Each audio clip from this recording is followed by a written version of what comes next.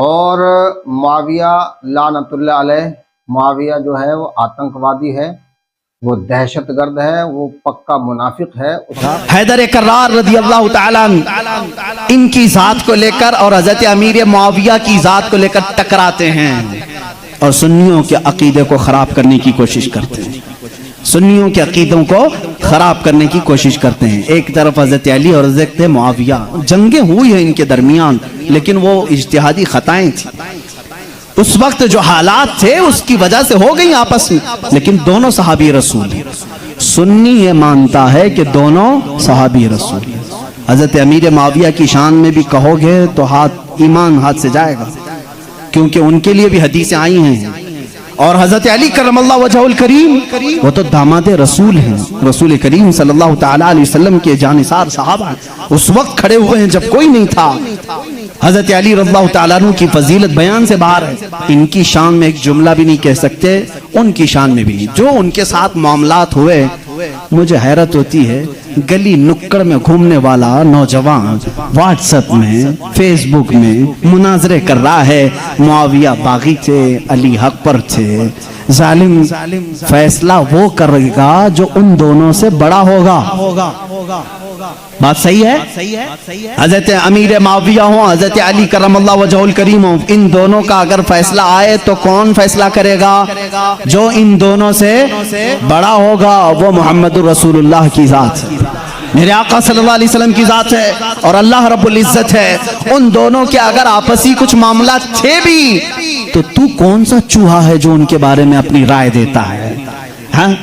بعض وہ ہیں خارجی کسے کہتے ہیں جو حضرت علی کی شان میں بکواس کرتے ہیں۔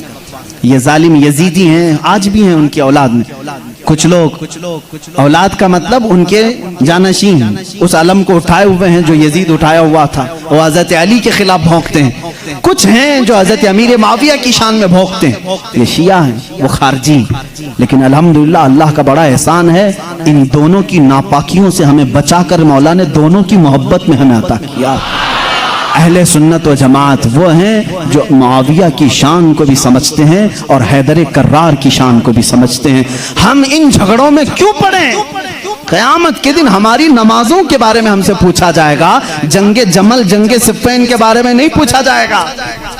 بتاؤ کہیں کسی کتاب میں لکھا گیا ہے قیامت کے دن اللہ تم سے اٹھائے گا اور پوچھے گا علی اور معاویہ کے درمیان جنگ جمل کیوں ہوئی تھی، جنگ صفین کیوں ہوئی تھی؟ تم سے پوچھا جائے گا، مجھ سے پوچھا جائے، ان کا معاملہ ہے، اللہ ان سے پوچھے گا۔ میاں تو ڈر، تجھے تیری نماز کے بارے میں پوچھا جائے گا، تجھے تیرے عمل کے بارے میں پوچھا جائے گا۔ اپنا سب کچھ بھول کر کے وہ صحابہ کے بارے میں زبان درازی کر رہا ہے۔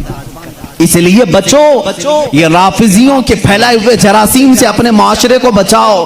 نوجوانوں کو بھی میں تلقین کرتا ہوں، جب ایسی بحثیں آئیں تو وہاں سے اٹھ جانا، اس لیے کہ شیطان تمہیں غارت کرنے جا رہا ہے، تمہیں برباد کرنے جا رہا ہے۔ ایسے جھوٹے اور جعلی پیر بھی آئے ہیں جو اہل بیت کی محبت کا راگ الاپتے ہیں، لیکن ان کے اندر علی کی محبت اتنی نہیں بلکہ معاویہ کی دشمنی کوٹ کوٹ کے بری۔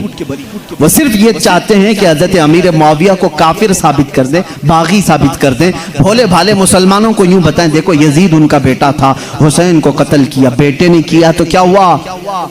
حضرت نوح علیہ السلام کا بیٹا بھی کافر نکلا، کیا اللہ کے نبی کو تانا دو گے؟